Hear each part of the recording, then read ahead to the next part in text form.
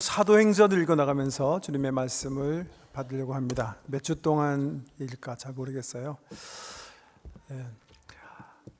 오늘 첫 시간이니까 좀 서론적인 얘기를 좀 많이 함께 나눠야 되겠는데,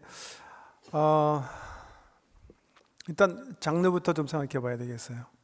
성경 66권, 자주 말씀드린 거지만 66권이지 성경책 한 권 아닙니다. 한 권이라고 생각하고 읽으시다가는 정말 낭패를 경험하세요. 66권이에요. 저자도 각각 달라요.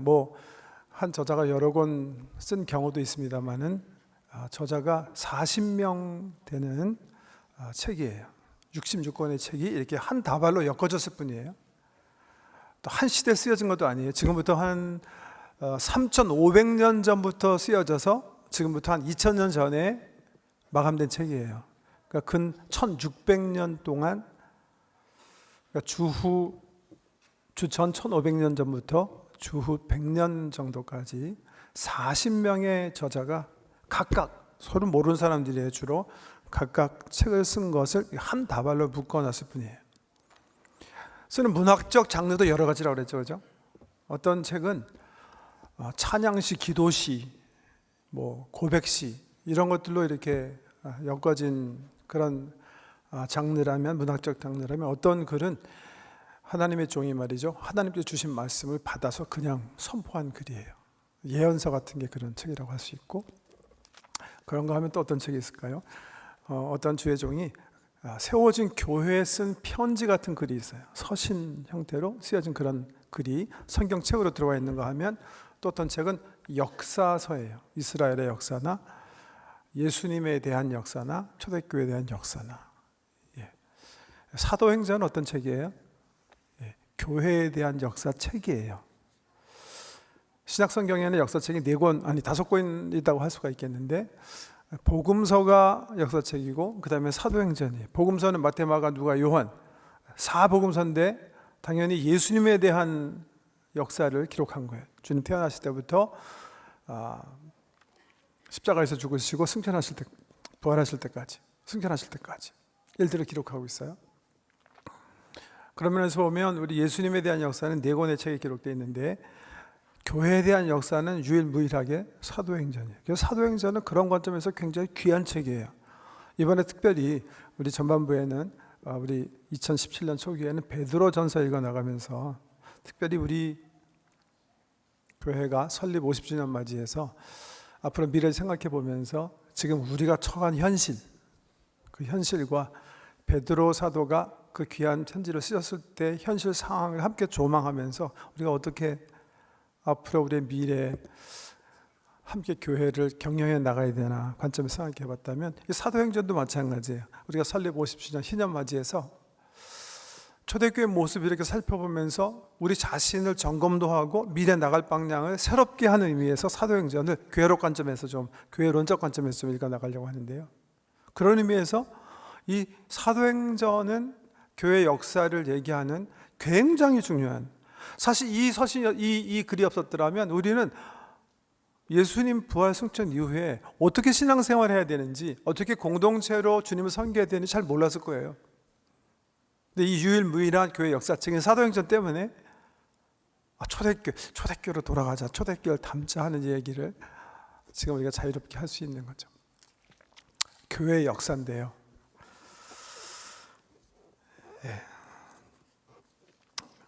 그래서 지금 서론 부분이기 때문에, 오늘 첫날이기 때문에 오늘 그냥 우리가 잘 아는 육가 원칙에 따라서 좀 서로 물어보면서 기초적인 성경을 읽어 나가기 위한 이런 부분들을 좀 정리하고자 합니다. 누가 썼는지, 누구에게 썼는지, 어떤 목적을 가지고 썼는지, 역사책이니까 또 어떤 사관을 가지고 썼는지, 언제 썼는지, 왜 썼는지, 이런 퀘스천들을 좀 오늘 성경 말씀 중심으로 살펴보면서 읽어나가기 준비하도록 하겠습니다. 자, 1절 말씀 보세요. 1장 1절. 데오빌로여, 내가 먼저 쓴 글에는 무릇 예수께서 행하시며 가르치시기를 시작하신부터 그가 택하신 사도들에게 성령으로 명하시고 승천하신 날까지 이를 기록하였노라. 이렇게 말씀하시네요. 이 말씀에 보니까 틀림없이 지금 이 저자는 이 글을 쓰기 전에 뭔가 또 하나 글을 쓴 게 있었죠, 그죠? 우리가 살펴봐야 되는데 이건 너무 쉬운 거예요. 왜냐하면 복음서 가운데 말이죠, 틀림없이 예수님에 대해서 쓰셨다는 말씀인데, 복음서 가운데 거의 같은 식으로 복음서를 시작한 그런 책이 있어요. 어떤 책이죠? 누가복음입니다. 한번 펼쳐보세요. 시간이 많지 않으니까 이 화면 보셔도 돼요. 보세요. 이렇게 시작하고 있어요. 누가복음이. 우리 중에 이루어진 사실에 대하여 처음부터 목격자와 말씀에 일꾼된 자들이 전하여 준 그대로 내력을 저술하려고 붓을 든 사람이 많은지라 그 모든 일을 그럼부터 자세히 미루어 살핀 나도 데오빌로 각하에게 차례대로 써보내는 것이 좋을 줄 알았노니 이는 각하가 알고 있는 바를 더 확실하게 하려 함이라. 이렇게 데오빌로에 대한 언급이 나와 있는 거예요. 그리고 자기가 뭐 하겠다고 얘기했는데 그 이야기가 이 사도행전 앞부분과 딱 맞아 떨어지는 거예요. 그래서 말이죠, 신학자들은 요새는 이렇게 얘기해요. 이 책은 누가가 이 책을 기록하셨을 당시 두 권의 책으로 생각하고 쓴 거 아니다. 한 권의 책이다. 그렇게 얘기해요. 왜냐하면 그 당시 문학 양식의 관점에서 볼 때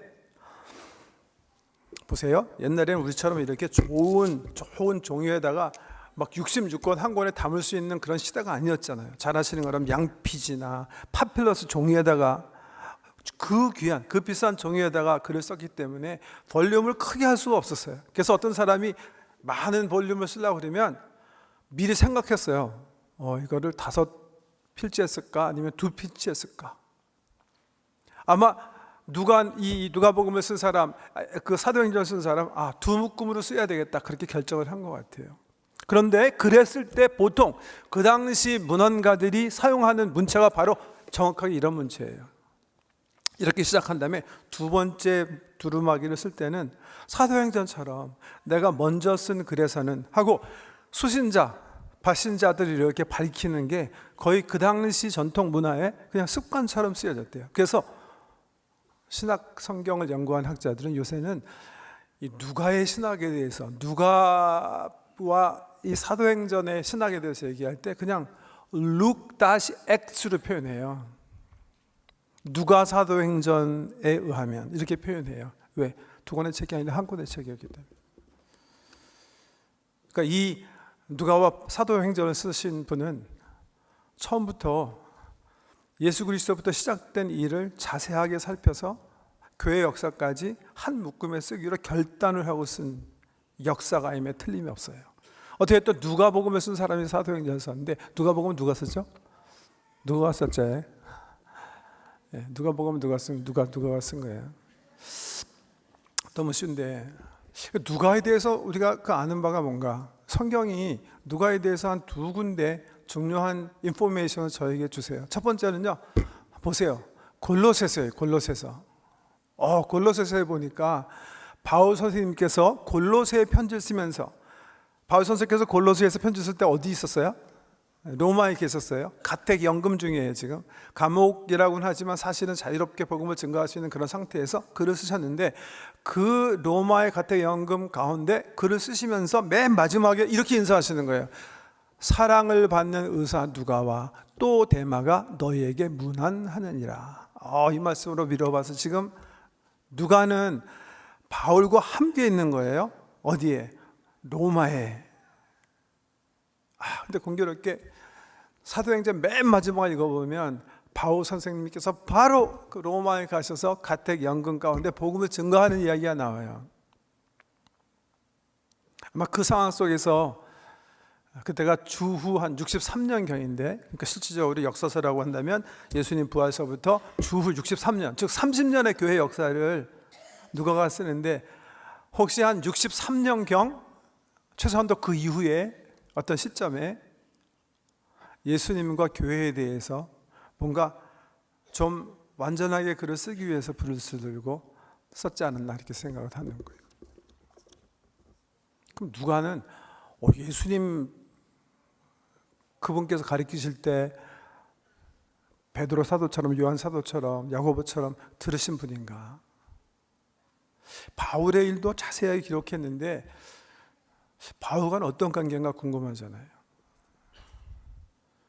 그런 관점에서 사도행전에 누가가 한번 딱 출연할 그 시점이 있어요.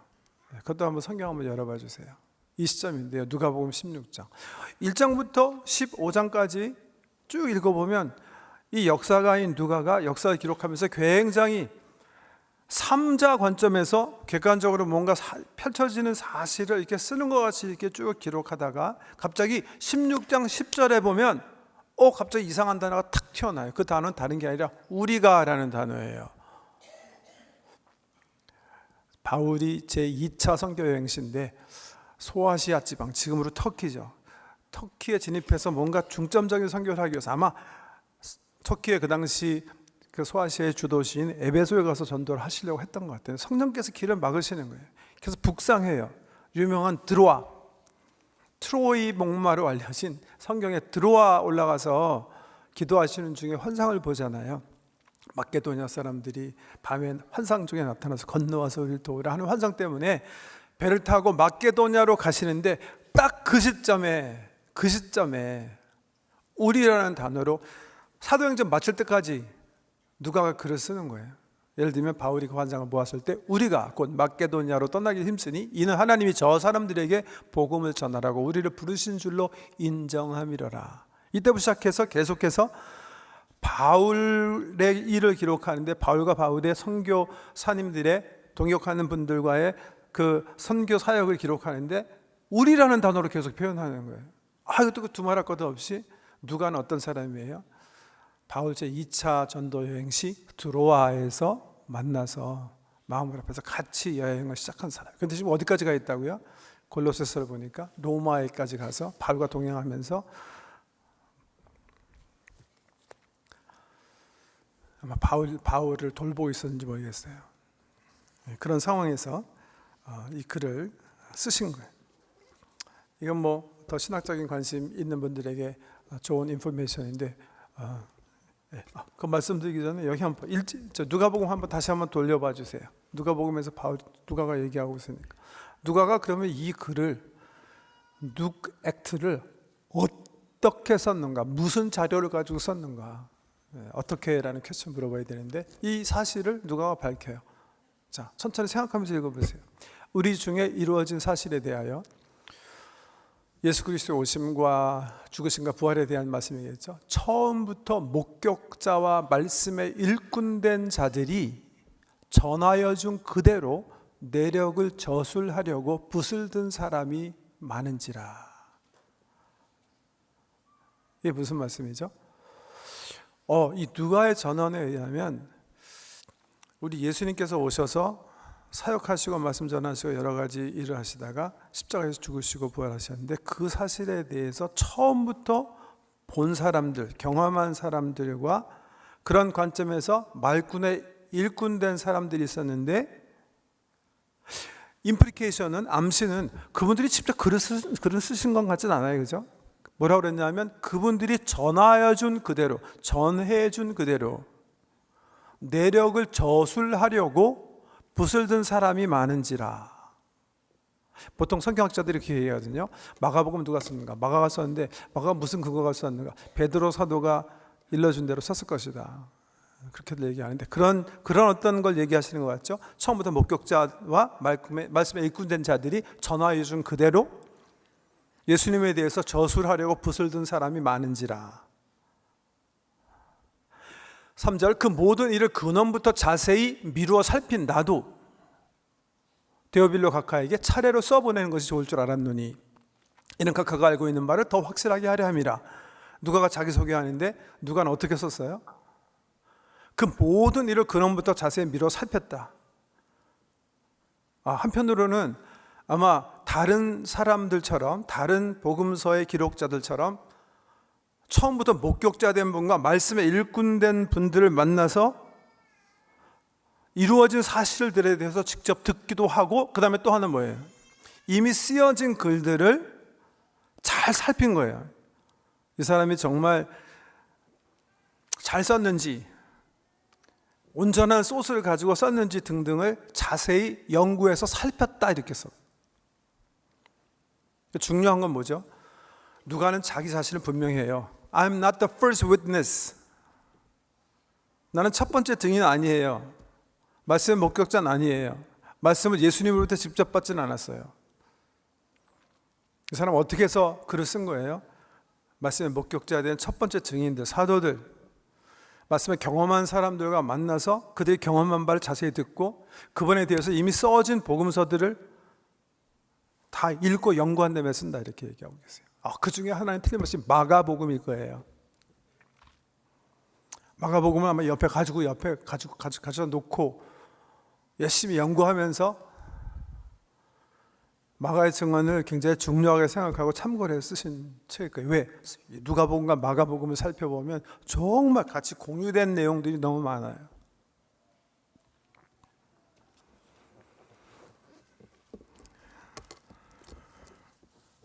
누굴 위해서 어떤 목적으로 썼나? 수신자를 밝히고 있는데 뭐라고 밝혔어요? 누가복음에 사도행전보다는 이미 사도행전 같은 책이니까 시작한 두루마기지만 자세히 밝힐 필요 1장 누가복음에 더 자세하게 밝히는데 뭐라고 밝혀요? 데오빌로요. 그렇게 데오빌로에게 데오빌로 테오필로스라는 건데요. 테오 뭐죠? 의미가 뭐예요? 티오도르 우리 교회 젊은들 가운데 티오도르인데 뭐죠? 테오 하나님이에요. 빌로는요. 빌로 아카페 이로스 그 다음에 필로스 뭐죠? 사랑이에요. 그러니까 테오빌로는 하나님을 사랑하는 자라는 의미예요. 그러면 누가가 생각하고 있는 모든 그 청중은 하나님을 사랑하게 된 모든 사람들일까? 이렇게 생각할 수가 있어요. 그런데 두 번에 걸쳐서 각하라는 단어를 쓴 걸 보니까 이 조짐이 신통치 않죠. 아마 테오빌로는 그런 관점에서 우리가 티오도르라는 이름처럼 어떤 사람의 이름일 것이고, 물론 그 사람은 심벌릭하게 수신자를 놓고 글 썼지만 모든 교회를 위해서 관심을 가지고 썼겠지만, 아마 로마 제국 속에서 뭔가 귀족이거나 부유하고 높은 지위에 있는 사람을 염두에 두고 심벌릭하게 아마 그분의 지원 속에 썼는지도 모르겠다. 재정적인 글을 써보내는 것이다. 이렇게 볼 수가 있어요. 관점인데요. 다음 물어봐야 될 게, 그러면 어떤 주제적 관심을 가지고 누가가 이 글을 썼을까? 룩 액트의 가장 중점적인 주제가 뭘까? 여러 가지 관점에서 그 퀘스천도 살펴볼 수가 있는데, 그냥 한 개 아주 두드러지게 누가복음이 누가 X가 다른 복음서와 다른 특징적인 면 한 가지만 오늘은 말씀드리고 싶어요. 그건 어떻게 해서 추적할 수가 있냐 하면, 마태, 마가, 누가, 요한 4복음서를 놓고 다른 복음서와는 달리 누가가 반복 횟수가 많게 언급되는 단어가 몇 개 있어요. 그 중에 가장 많이 두드러진 단어가 하나 있어요. 그 단어는 그 유명한 salvation이라는 단어예요. 마가가 기록하지 않는 그런 이야기를 누가가 할 때는 거의 틀림없이 salvation이라는 단어가 나와요. 예를 들면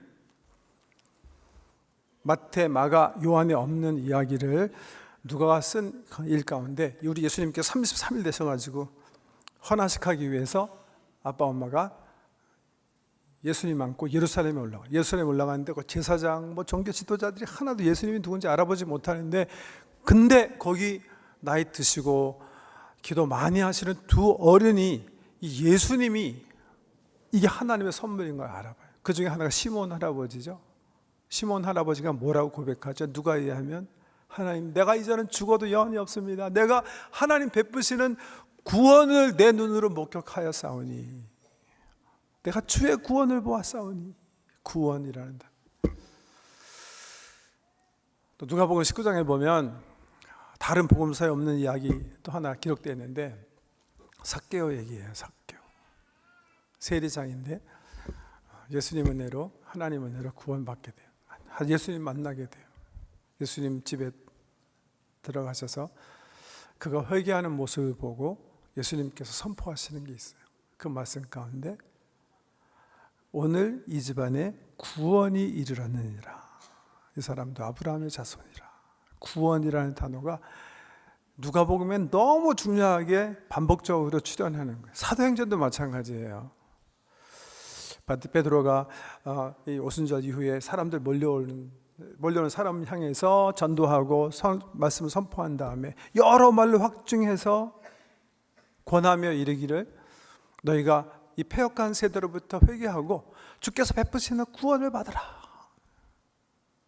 구원이라는 단어.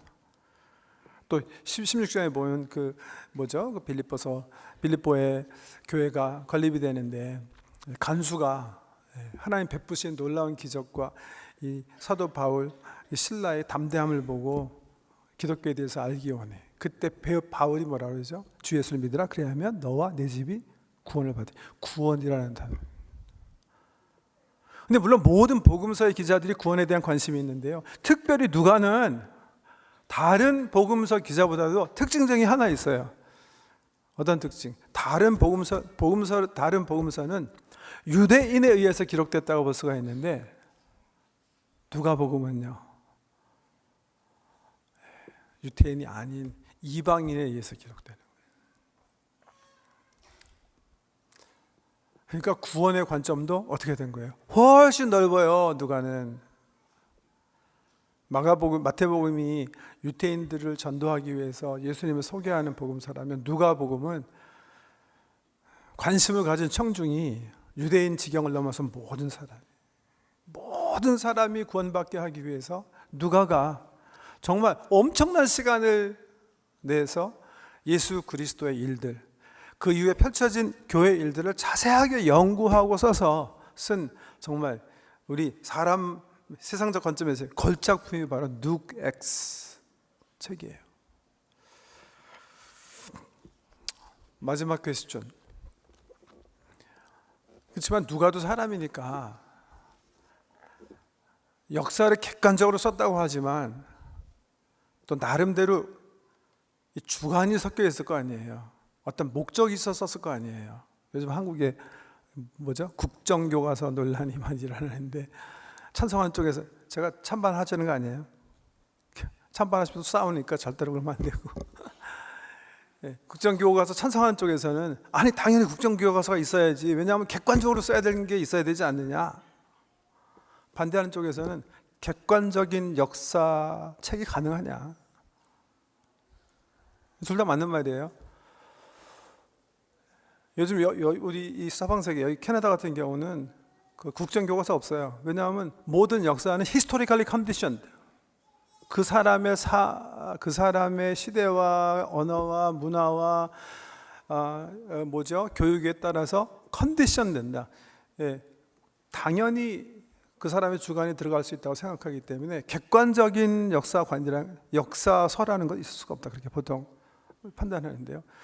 역사서만 아니라 모든 철학도 마찬가지고 인문학의 모든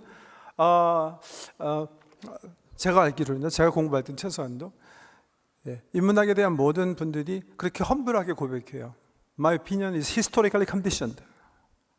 내가 지금 얘기하고 있는 것은 나라는 사람이 살고 있는 어떤 시대, 여기에 국한된 겁니다. 이렇게 얘기한다면 누가도 마찬가지일 거예요. 이거 썼을 때는 뭔가 자기는 굉장히 객관적으로 역사 서술해 나가지만 자기도 모르게 가지고 있는 어떤 사관이 있었을 것이고 주관이 영향을 미쳤을 거예요. 그 중에 중요한 게 있어서 두 가지만 포인트하고 싶은데요. 하나는요, 이 사도행전 읽어보면 다분히 누가는 프로폴이에요. 굉장히 바울을 이렇게 옹호하고 바울을 세우기 위한 어떤 그런 노력이 있었다는 게 분명히 나타나요. 왜냐하면 기독교 복음이 선포되기 시작했는데 실질적으로요, 역사가들의 말에 의하면 꼭 복음이 말이죠. 예루살렘부터 시작해서 터키에서 그리스에서 로마로 간 거 아니에요. 어떤 복음은 인도로 갔어요. 어떤 복음은 아프리카로 갔어요. 어떤 복음은 북유럽 쪽으로 올라갔어요. 근데 사도행전 거기에 대해서 관심이 전혀 없어요. 사도행전 9장 이후부터는 오로지 관심이 9장부터 28장까지 전 19장의 모든 기록이 바울과 바울 중심에, 바울이 나중에 바나바랑 스프릿 하잖아요. 바나바에 관심 없어요. 프로 바울이에요. 어떻게 물론 당연히 누가가 바울과 같이 동행했기 때문에 당연히 그랬겠지만 굉장히 바울과 바울 신학, 바울의 선교 중심으로 일단 이 글이 쓰여졌다는 거예요. 꼭 그렇지 않아요. 지금 터키 가보시면 바울 선생께서 모든 터키의 사역을 감당하신 것 같지만 지금 소아시아 가보잖아요. 그러면 역사적으로 가장 영향력을 많이 미친 증거들이 나타난 것은 사도 요한이에요. 근데 놀랍게도 요한에 대한 선교는 전혀 언급하지 않아요. 뭐 염두에 두실 필요가 있는 어떤 바로의 그 주관이라고 볼 수 있고요. 또 하나는 로마 제국과의 관계인데, 이 로마 제국을 굉장히 신경 쓰면서 써요. 누가복음과 엑스는. 그러니까 주된 내용이 뭐냐 하면, 우리는 로마 제국의 법과 우리 기독교는 전혀, 그러니까 우리는 법을 어기지 않았습니다. 우리는 로마 정권을 뒤집으려고 하는 그런 운동 아닙니다.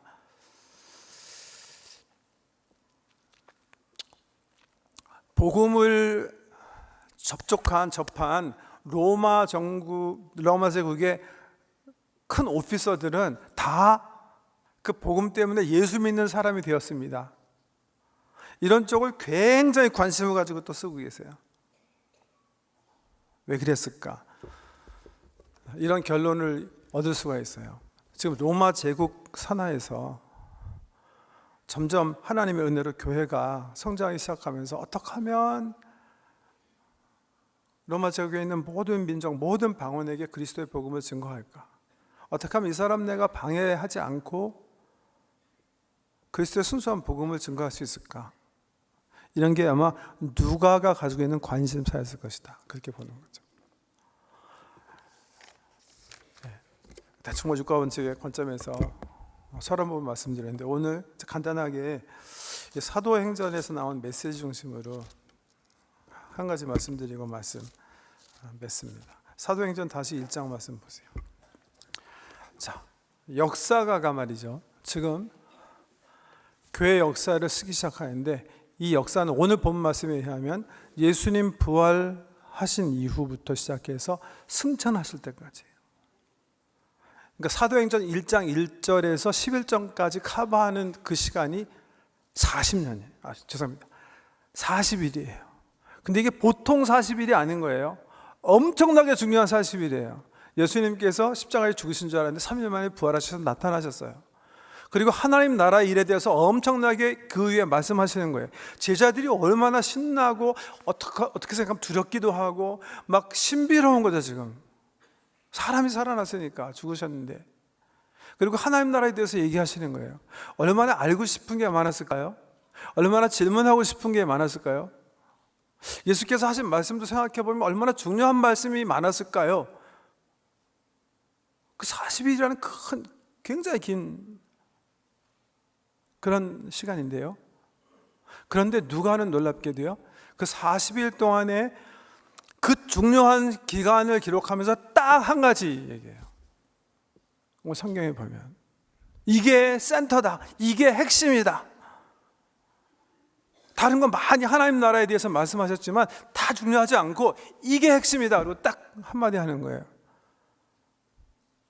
예수님 하신 말씀이에요. 그게 우리에게 명령으로 하신 말씀이에요. 그게 뭐예요? 얘들아, 이미 하나님 아버지께서 너에게 약속하셨고, 내가 너희들에게 자세히 설명한 그 성령님이 곧 오시게 되니까, 몇 날 안 돼서 임하실 터이니까 너희는 갈릴리로 가지 말고, 너희 고향으로 돌아가지 말고 여기 예루살렘에 남아서 그 성령님의 오심을 기다려라.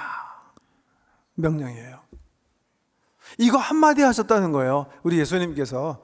아니 다른 말 많이 하셨지만 누가 역사가의 관점에서 볼 때 다른 건 그렇게 중요하지 않고 정말 중요한 거 이거 한마디다 해서 딱 기록한 거예요. 그 40일간의 예수와 함께한 우리 교회 공동체 그 많은 이야기들 다 빼버리고요, 한마디.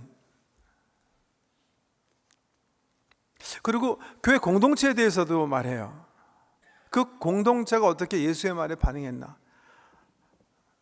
좀 혼돈된 반응을 한 것 같아요. 예수님께서 예루살렘 떠나지 말고 이 지역에서 성령님 기다려라 이렇게 말씀하셨는데, 제자 공동체는 다시 이렇게 주님께서 나타나시니까 질문할 거 있어 하고 질문하는데, 그 질문이 뭐냐면, 예수님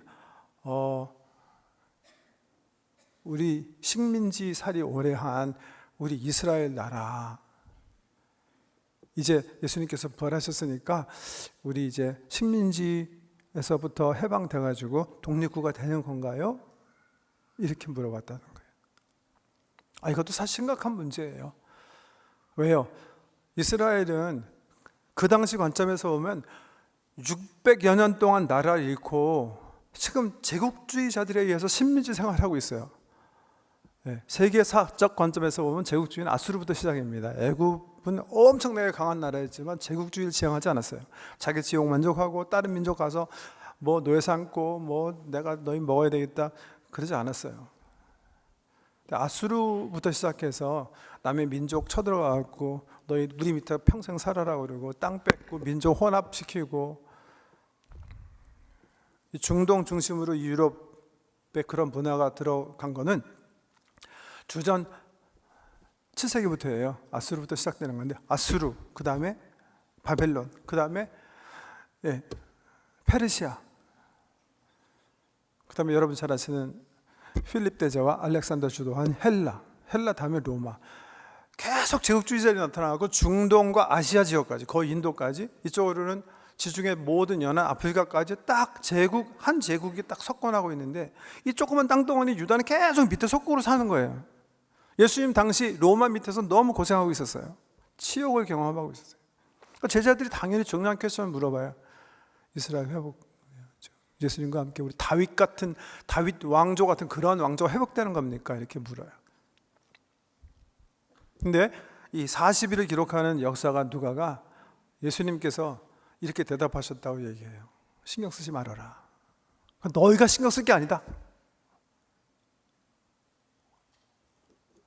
그거는 하나님께서 이미 정하셨다. 언제인지. 언제죠?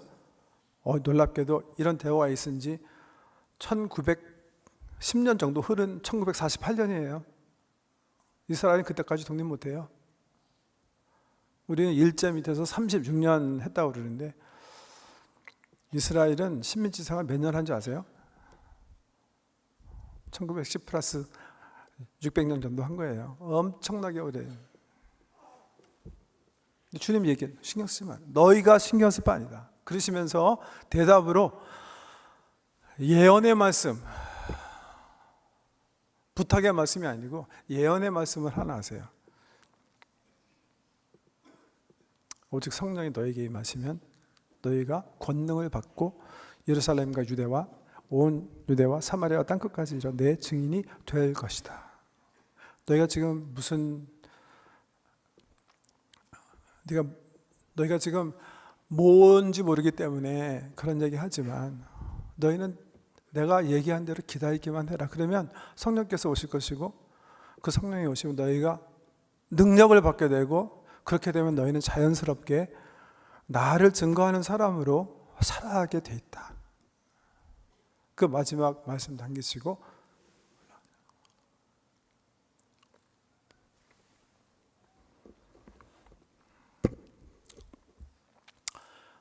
아버지 하나님께서 약속하신 성령, 언제 어떤 성령이 약속하셨는지, 내가 이미 너에게 설명한 성령, 우리 예수님께서는 언제 제자들에게 성령님 어떻게 소개했는지 우리가 2주 후에 그 말씀을 좀 생각해 보려고 하고요. 오늘은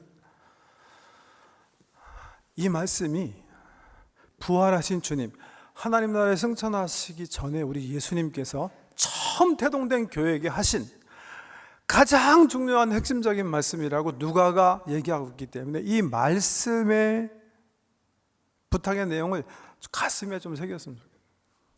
예수님께서 하신 말씀이 하나다. 뭐예요? 하나님께서 너에게 주시겠다고 약속하신 성령을 기다려라. 사실 명령은 이거 하나예요. 두 번째 말씀은 예언의 말씀이에요. 이런 일이 일어날 것이다. 내 증인 돼달라 이런 말씀 하신 거 아니에요. 너는 될 거니까 그냥 성령님을 기다려라. 그러면 너는 능력을 받게 된다. 능력을 받아야 된다고 얘기하시는 그 전제 속에는 이 사도들을 비롯해서 부활의 교회에 참석한 우리가 필요한 능력이 없다고 가정하시고 막 얘기하신 걸 거예요. 너희가 그 능력이 필요하지 않냐? 말씀대로 살아내야 할 그 능력이 필요하지 않냐? 내 증인으로 살아가야 할 그 능력이 필요하지 않냐? 그러니까 그 능력을 기다려라. 기다림이란 단어, 오늘 설교 말씀 기억하시면 기다림이라는 단어만 기억하시면 I'm happy. 왜? 저는 예수님 말씀처럼 성령이 입혀주시는 능력은 기다림 속에 나타남을 확실히 믿기 때문에 기다림입니다. 성령.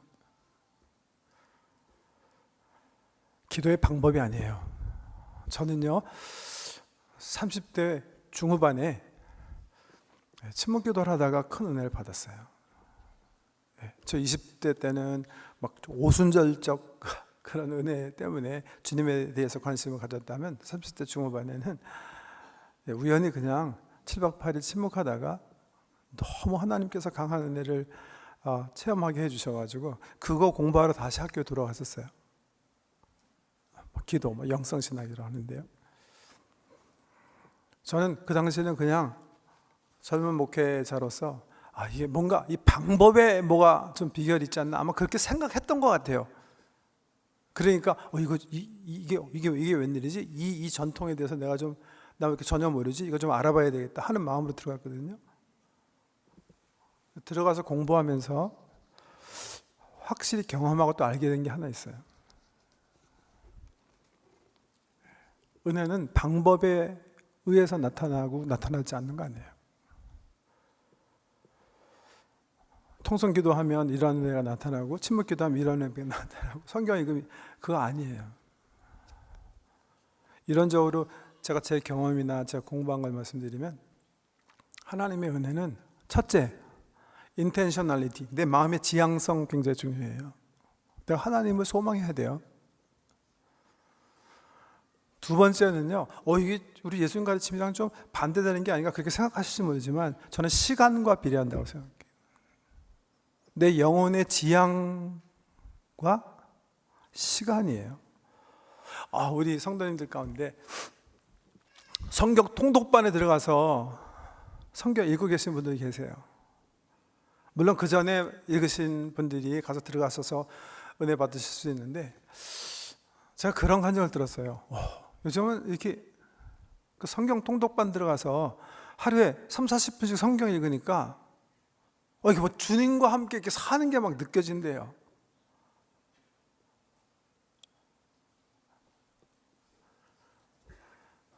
지향과 마음의 지향과 시간 때문에 그러시는 거예요. 기도의 방법에 달려있는 거 아니에요. 우리 아이들이 수양에 가면 큰 은혜 받아요. 왜요? 주일 1시간 예배보다 거의 3박 4일 수양의 기간 동안에 엄청난 배의 시간을 할애해서 주님을 바라보게 되는, 아니면 최소한 분위기에 취해서 주님을 함께 바라보기 때문에. 옛날에 없어졌지만 우리 한국의 옛날에 어른들이 부흥회할 때는 6박 7일 새벽 기도에 아침, 오후, 저녁 했잖아요. 하나님 바라보면 채워지는 거예요. 침묵기도, 통성기도, 성경 읽기, 성경 묵상, 방법이 중요한 거예요. 전 예배도 마찬가지로 생각해요. 누가 은혜 받고 하는가? 찬양할 때 전심을 다해서 하나님 찬양하는 거예요. 누가 기도 인도하실 때 하나님 이 기도가 내 기도입니다. 내 마음을 담아서 주님을 바라보고 주님 예배하는 거예요. 말씀 선포할 때 내게 주신 하나님의 말씀이구나 생각하고 내 영혼을 다해서 집중해서 주의 말씀 받는 거예요. 헌금 드리실 때 감사하는 마음으로 준비된 하나님 예물을 드리는 거예요. 내 마음의 지향점 굉장히 중요합니다. 수양에 가서도 은혜 받지 않고 내려온 애도 있어요. 왜 그런지 아세요? 다른 아이들은 다 하나님 바라보고 있는데 분위기에라도 이끌려서 끝까지 셀폰 가지고 놀고 주님 안 바라보는 거예요. 주님은 가까이 하는 자에게 다가오세요. 아니, 사실은요, 주님은 항상 우리와 함께 계세요. 우리가 계속 딴 데 바라보고 있다가 주님께 그 쪼개진 시간 들임으로 우리의 영혼이 비로소 함께 하실 주님을 향해서 깨어나는 거겠죠.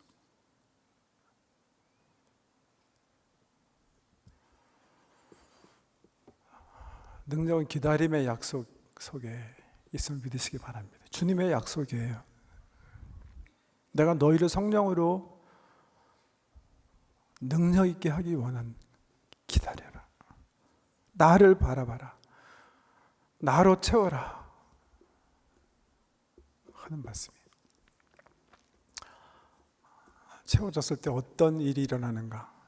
그는 예수님께서 특별히 요한복음에 보면 성령님에 대해서 많이 제자들에게 설명해 주시는데 사도행전과 요한복음에서 우리 주님께서 성령이 우리와 함께 하셨을 때 나타나는 삶의 열매들을 살펴보면서 공부해 나가도록 하겠습니다. 기억하세요. 기다림. 갈망입니다. 갈망 속에 하나님의 은혜가 있어요. 갈망하는 주님의 능력, 주님을 갈망하고 주님께서 공급해 주시는 그 은혜를 사모하는 사람, 사모하는 마음. 그 마음을 가지고 주님 앞에 나가서 그 주유받는 그런 자세로 앉아있는 모든 사람에게 하나님의 은혜 임할 것입니다. 약속하신 성령의 능력이 나타날 것입니다. 그 능력 받아서 꼭 승리하는 여러분 되시길 주의 이름으로 축복합니다. 기도하겠습니다.